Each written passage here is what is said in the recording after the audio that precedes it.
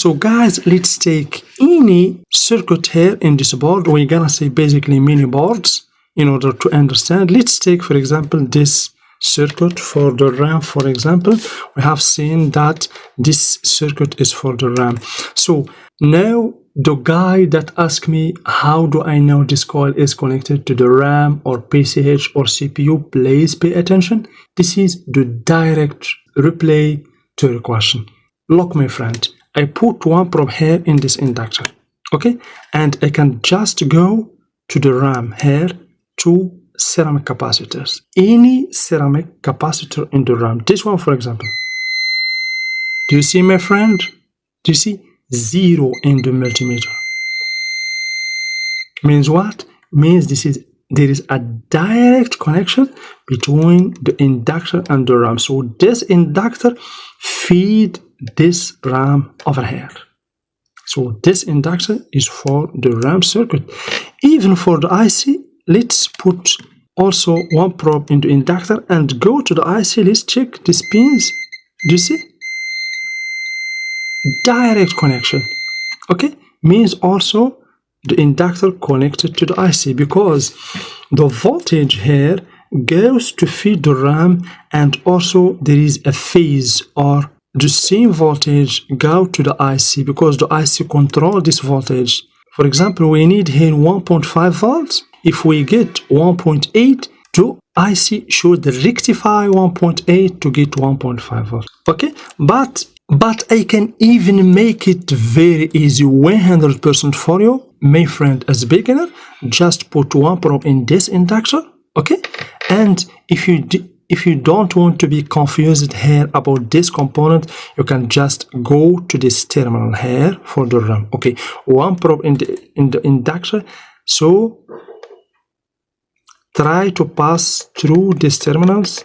If you get a beep, means there is direct connection. Let me zoom out a little bit. Okay, so I should find a beep here, guys. 100% I should find a beep. Let's do it slowly. Okay, here it is. Do you see? Direct connection from the inductor to this pin over here. So this inductor feed the RAM. The same also for this RAM over here, as you can see, guys, or RAMs. So guys, you can do it everywhere. For example, let's take this easy circuit here. I told you that this inductor is belong to the charge circuit. This is the inductor that feed the battery, that charge the battery. So if I put one probe here and go to the battery connector and check, okay, let's check, guys. We have 0 direct connection.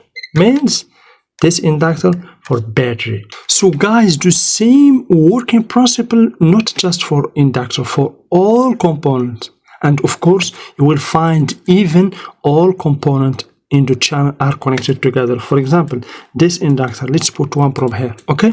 And check this, the positive terminal of this electrolytic capacitor. Do you see? We have connection. Also here, we have connection with the MOSFET. The same, this inductor connected to this one, and also connected to the MOSFET, and connected also to the IC. Okay guys, so do the same working principle. Please, if you find this video very helpful, don't forget to like. Your likes motivate me, and your comment, your positive comment, motivate me to create more videos for you in a daily basis. So don't hesitate to like, share, subscribe, and hit the bell icon for upcoming videos.